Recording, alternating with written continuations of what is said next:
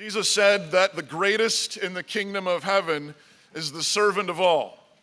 And this was not his way of saying that Christians shouldn't strive for greatness, or that Christians will only ever be great in heaven after being walked all over in this life.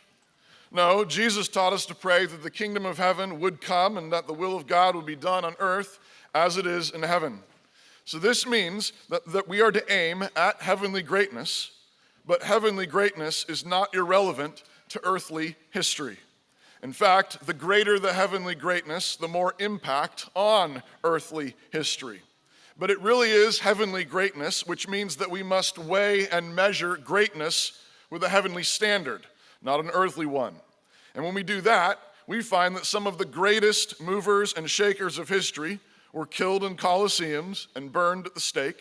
Some of them raised children, feeding them, clothing them, and teaching them the gospel. And those sons and daughters went on to be great preachers, teachers, missionaries, nobles, kings, queens, wives, and mothers.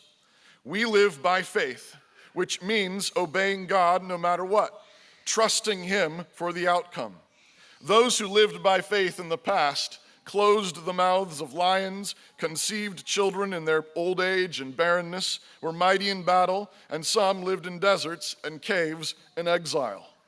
The common thread was not what it looked like. The common thread was faith, a living, obedient faith that served Christ and therefore was a servant of all.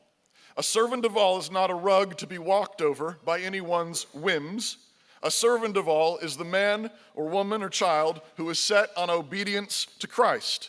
That obedience is our service to Christ, and therefore it is for all. We are serving Christ here as we worship now this morning, and we are serving the world as we do so. We are the servants of all because we serve the Lord of all. Sometimes we sing psalms in the city square, but most days we teach our kids about Jesus, and we do the dishes and the laundry and go to work and share what we've been given with our neighbors.